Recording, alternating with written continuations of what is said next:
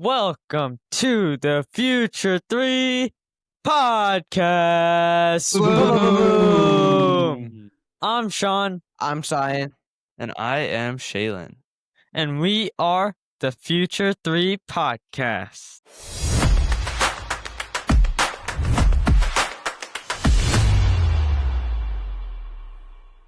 So today's guest is a first ever South Asian municipal court judge. She is a judge at the Edison Municipal Court. Please welcome Judge Dipti Dedhia. Hey, what's up, guys? What's Hey, up? Judge, how are you doing today? I'm well. I'm so excited to be on this podcast. That's I know, great. we're excited to have you. All right, let's get into it. Yeah.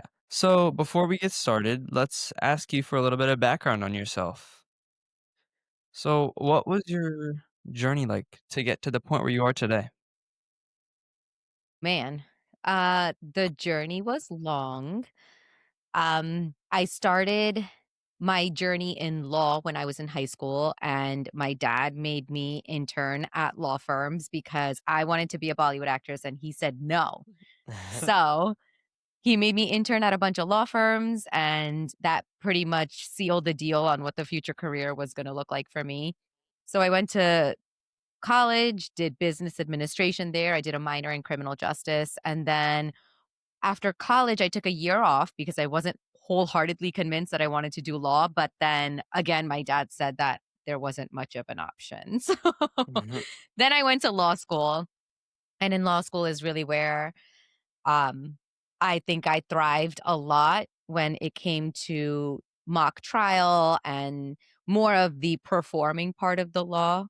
So that's when I really fell in love with it. And then that's where it all kicked off. I went to clerk with a judge, and then I went on to do a lot of trial work. And then eventually I ended up at the Attorney General's office during the pandemic. And when it came time to returning back, I wasn't ready. And so I had to quit a job that I loved more than any other job that I had had in my life. And 2 weeks later, I got a call from the mayor's office in Edison, New Jersey, where I grew up, my hometown. And he told me there was a position open for a municipal court judge, and he wanted me to come in and apply and interview. And now here I am today, 4 years later. That's awesome. So Yeah. basically, this career was forced onto you, right, from your parents, but did you eventually grow a love for it, even though at first maybe you might have not liked it as much as you would have thought? Yeah, for sure. I actually hated it when I was interning. So it took a really, really long time for me to fall in love with the law. But yeah, when I started realizing that I could do a lot of what I wanted to do, which was act and perform on a smaller scale, I realized that law wasn't that far off. I feel like Nina Masi also wanted to be a Bollywood actress, right? Yeah. At one point, it was every millennial girl's dream to be a Bollywood actress. But I guess it worked out in the long run. I guess so. Yeah. Also, when things are forced onto us as kids, like for example, I'll never forget one time mom forced us three to go to a basketball tryout to a team that we did not want to play for. We did not enjoy it. But then we made some modifications, still staying in basketball and going to a more local team, not as competitive or not as serious and aggressive. We started to enjoy it. So I guess it's just about making those adaptations, even though sometimes you may not like it after those adaptations are Yeah. made. 100%. I think it's really important to remember that our parents aren't always wrong, right? We, as parents, especially our generation, we've gone through so much. We've tried so much. We also talk to a lot of our friends who also have kids, our kids' ages. So you have a lot of background behind the scenes, planning and working and figuring out up until that idea reaches you, right? So to you, it's like, oh God, mom is telling me to do this, whatever. But your mom, not unlike other parents, has done all the background research, right? She's thought about all the things that can come through this one opportunity. Similar with my dad, when he forced me to go into law, he knew what the potential career path could look like for me. And so it was just getting me in and getting me to do what it took to be successful. Yeah, parents have that experience, and although kids like us, for example, we sometimes think we know more than them, although the reality is they have more experience, more knowledge, so they should be the ones that we're listening to. Exactly. Yeah. And sometimes they're not right, right? Sometimes parents can push you down a path that if you can never love or you can never learn to love, then you're never going to be successful, right? Sometimes parents are wrong, but I think being a collaborative team, like working together, like you guys love basketball, right? And so for your mom to have pushed this team on you guys, it wasn't the worst idea, right? And that's why I assume you guys went for it. It's also kind of with soccer. When we were younger, mom always used to force us to go to practice, even if we didn't want to, and we ended up falling in love with the sport. Yeah. Yeah. Absolutely. Okay, so I have a little situation for you. Okay. Let's say you were a sophomore in high school and you were having a conversation with your friend and they brought up what you wanted to do in your future. Did you Mhm. did you have a plan set for yourself? No, God, no. In high school, my high school days were very different from your high school days. I did not think about my career or my job or even college when I was a sophomore in high school. It was just a different time, though, right? Like now, you guys are in this world where everybody does well and everybody has the resources to go to college. And so you are competing with kids who are just like you. When I was going to college, it was like our parents didn't know like what the college scene was like. It was like if you did well in school, got into college. That was really all that needed to happen. I think now it's just become you need to be so much more than a grade and a number on a test, which I really don't envy the position you're in. But no, when I was a sophomore in high school, I had no idea. I truly deeply wanted to be a Bollywood actress. Like I just wanted to be on screen with Shah Rukh Khan. That's all I wanted. Doesn't everyone want that? Yes, everyone does want that. Because like nowadays, people are usually like getting college counselors and taking multiple SATs and pre-SATs. Yeah, it was really just do well in school, get the good grades, do well on your SATs, maybe be in like a club or two and do some community service. I think honestly, that's what it took for us to get into a good college. All right, so what advice would you give to a high schooler looking to be a judge? The judge part is more of like um obviously the prestige and the respect that comes with the job, but more is about giving back to your community, right? More is about justice and serving the people. To me, my goal was always to do really, really well in the career that I was currently in. So it was literally to look down and do the work. And eventually, that I think that work ethic is what landed me the next job. And then the next job after that, those opportunities just kind of I wouldn't say fell into my lap. It's almost like they presented themselves and I was like, okay, this is an option for me. This would be the next best thing for me to do. I think because I did well and because I was so focused on what I was doing in that moment, these opportunities came and seemed like the next right move, if that makes sense. Yeah, it does. And the work ethic part that you mentioned definitely reminds me of the stories that you've told us about Nani and Nana. Like them going to the store, coming back, basically working their butts off or their tails off to get to the point of where they got.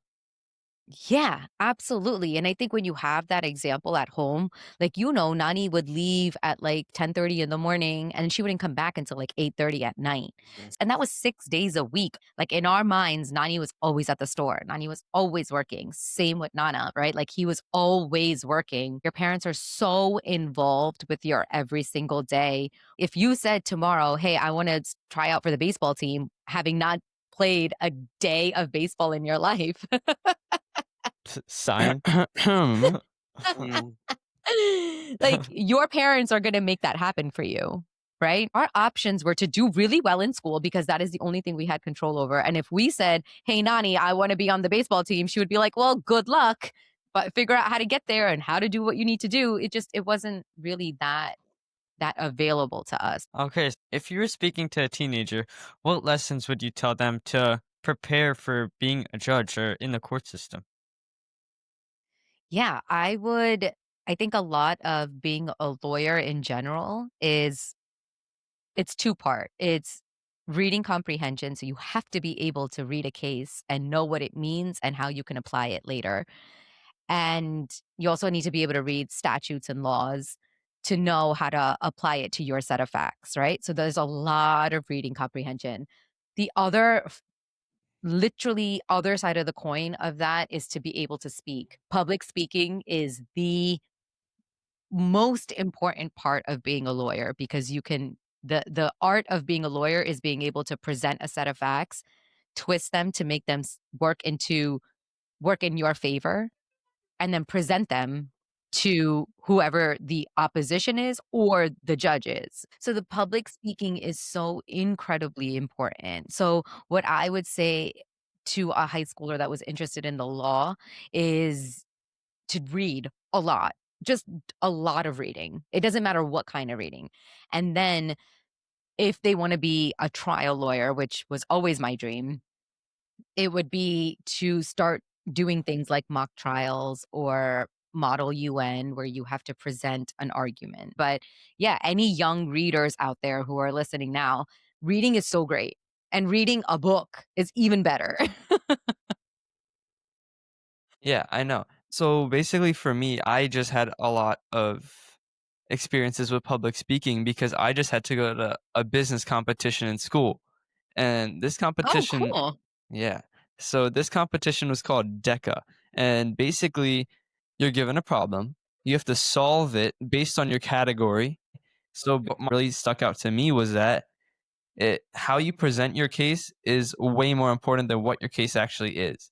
You can have a 100%. completely random case, but if your case is presented well and you can convince the judges that you're the correct and you have the right idea, then you'll be way more successful.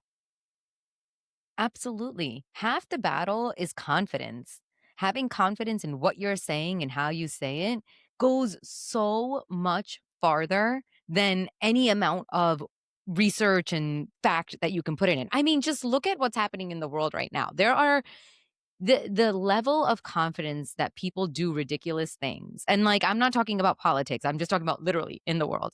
The level of confidence that people do crazy things it almost like you're like, "Oh, well, like, look at how polished and confident they are in their and bold they are that it works."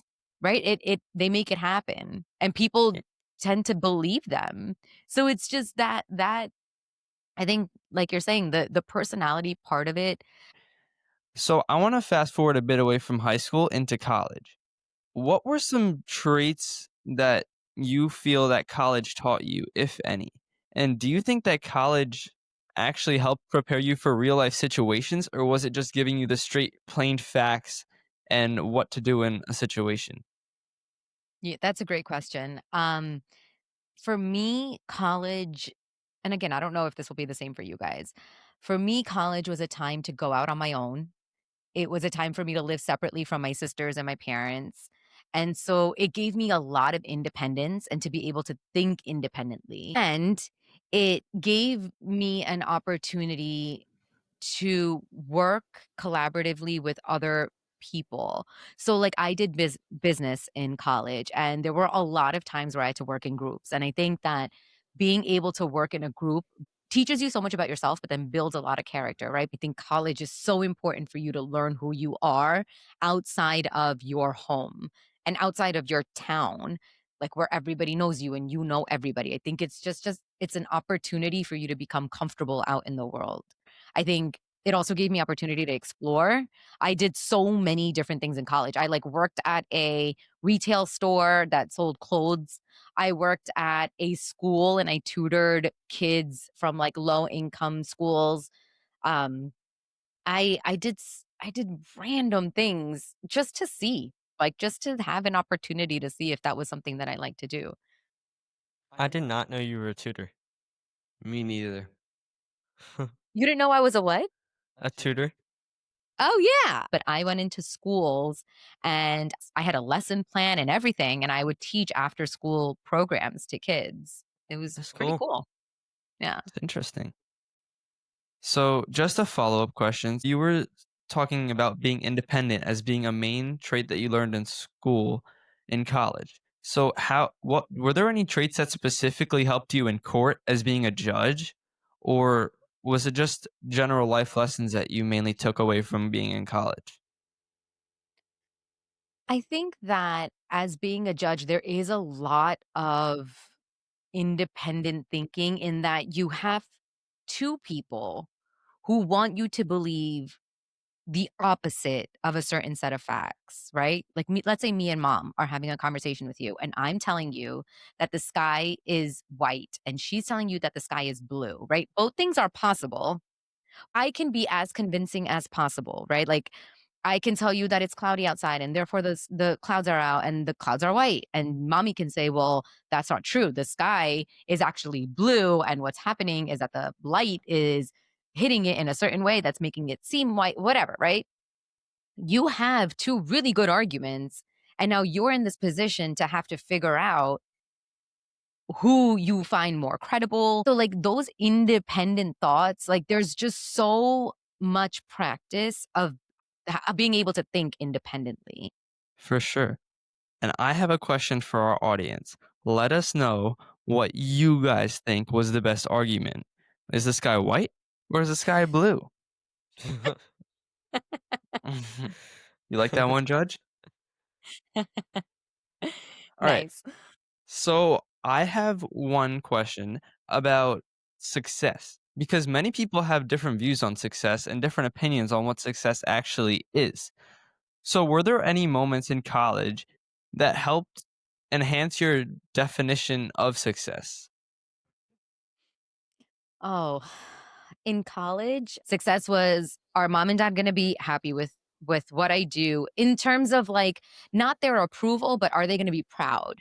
Are they going to be proud of the person that I've become? Are they going to think that I'm like, giving back to the community, helping people out? Like, am I going to be that person that people look to and say, what a great person for our community?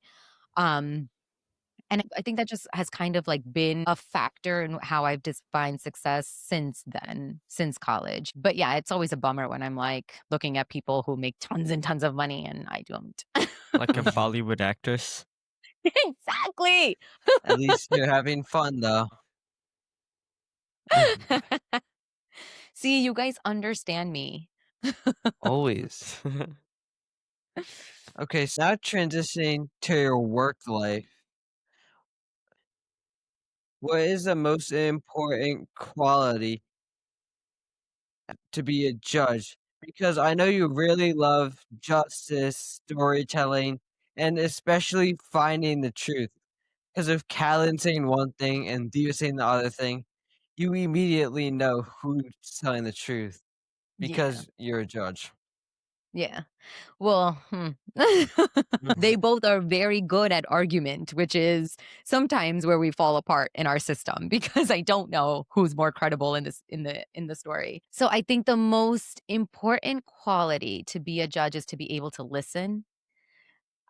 Because again, it's all about being able to determine what the set of facts are and who is more credible and who's telling these set of facts, right? It's a lot of listening and observing, I think, are the two most important qualities. Damn, your job is hard.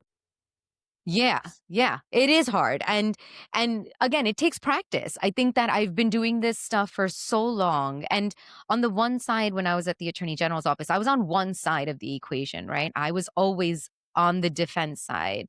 But when it comes to now being a judge, I'm not on either side, right? I'm not on this side of the verses or that side of the verses. So to me, I find it actually refreshing to not have to build an argument, a one-sided argument, because I don't have to twist and turn facts to fit my side. And you probably find it really refreshing to yell at people. Do you guys think I yell at people? Yes. Sometimes when you get really, really mad. You're like a different person when you're a judge. Me? Yes. Yes, when we were shadowing you that one summer in court, oh my God, you were so scary. So here's the other thing, right? I tell this to almost every student that walks in through my door. If you see me on the bench, I am one person. And if you see me off the bench, I am a completely different person. Almost as soon as if I go from being on the bench to then walking off and doing a wedding, which is like literally walking off the bench to be in front to do the wedding, I'm a completely different person, right? Like, do you think that I'm that person off the bench? No No. way. No, not at all. I would say that like the whole Bollywood actress thing, I always come back to that. Like that would have been like a character that I take on to be in a movie with Shah Rukh Khan. And to me, when I'm on the bench, I am the judge. I am the person who has to be authoritative and be strict and keep order in my court and within like the system. So, on the topic of being strict and staying in character, do you ever let any maybe I'm sure there's people in court that maybe say mean things to you out of anger, obviously. But do you ever let that really get to you, or are you able to just deflect that and move on with your life even after court's over? Yeah. I think I'm not the type of person to engage in that when it comes to people being rude and mean in court. How I see it is when you're in court, you're dealing with something that is not the best part of your life, right? Like I'm here to maintain order and to get these people through their cases. The great thing about court right now is like 90% of it is on Zoom, so I can just remove them from the session and they can come back on a day when they're more calm. Um the other thing I can do is I can just if they're in court physically, I can just ask my officer to physically remove the person until they've calmed down and then bring them back in. So no, there's been maybe of the 4 years I've been on the bench, I think maybe 2 or 3 times where I've yelled back at someone, and more because they were yelling at my staff and not at me. I understand why they can be upset with me because I'm the judge and I'm the one that's going to, make the big decision. So I don't engage. So, you're not trying to waste everybody's time by engaging with someone who's in not in the right frame of mind to really speak logically to you.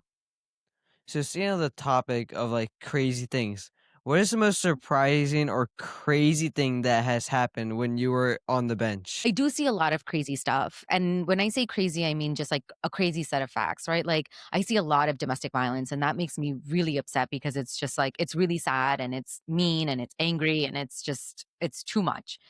Um I think that the things that upset me most are the things that people have full control over, but they still do it anyway. So, for example, the other day, I had my first I had my first case where somebody was getting arrested in the courtroom. So they were getting sentenced to mandatory jail time, and I had to the officers were in the courtroom and they had to come and they had to arrest him, and it was all really unfortunate because this was the guy's third driving under the influence of drugs or alcohol. And when you offend 3 times, you have to go to jail. There's no way around it. And so his dad was there and his wife was there and they were just really upset. I mean, they saw their loved one getting arrested. putting their hands behind their back and putting like the officers putting handcuffs on him, and like it was all very emotional for me too. I mean, I've definitely had to step off the bench in some cases that involve kids where like I cried in my in my office and then came back and was like good to go. But this particular one I think was really sad because you could see how much the family had to suffer because their loved one has a drinking problem, obviously, and now they were going to jail for it. That's crazy. Yeah, So sad. Yeah, I know. I could see where you're coming from because, for example, this guy, he could control how much he drinks, but it was a choice that he made that had consequences. And the unfortunate thing was that this consequence affected not just him, but so many people that loved him around him. Yeah. Wait, are we ready to turn the table? All right, here's my question. What is a career that you are genuinely curious about, but you haven't told people because you think it's like too out there or something that you wouldn't be allowed to do? Honestly, the only thing I want to do is sports because I love sports, and that's basically everything I've told everybody. What about being a YouTuber? Yeah, but like that's just a side gig stuff. Yeah, that's a great example, actually. Okay. Interesting answer. I like that one. Okay. So a secret job, if you will, that I would Mhm. say that I would have is being an engineer What? because yeah, I know, really random. Amazing. Because um mom mentioned it like a few months ago, and then it's just been roaming in my mind for a while. Then I started liking Legos again. I started building different things, and it's like crept into my mind more. I love that. Okay. Shaylin, do you have one? Um, Honestly, after shadowing you, I was kind of thinking about being in law a little bit, like being a lawyer, because after shadowing you, I was starting to like Suits a lot more than I did before. And That's a great Harvey show. Specter is really cool. So I don't know, maybe being in law is one of my callings. I love that. I hope that for one of you at least, all out of all 9 of you. I think mom wants Shaylin to go into like sports law. Yeah. Oh, yeah, that's a good one too.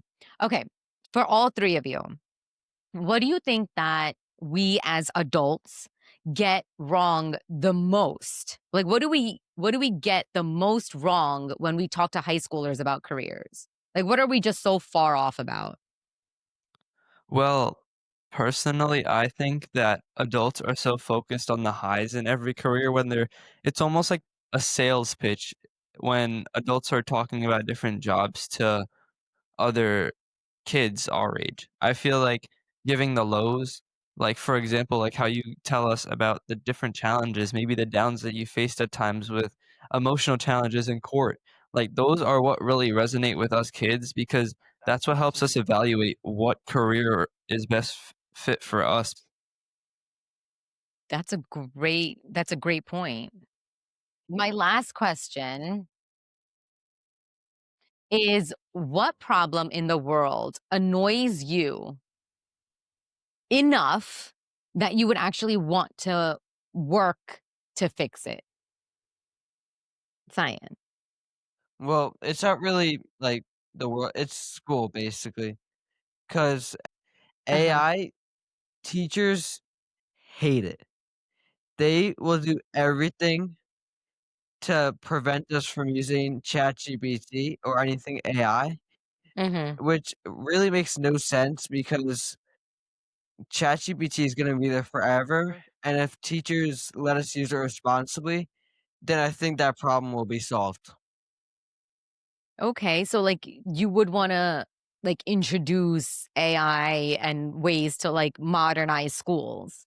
Yeah, like ways to use it responsibly. I I actually love that because sometimes I think about the books that you guys are reading, and to think that you guys are reading the same books that we read doesn't really sometimes make sense to me. Like Yeah, of I know. mice and men. Or the No. Crucible. It's a terrible book.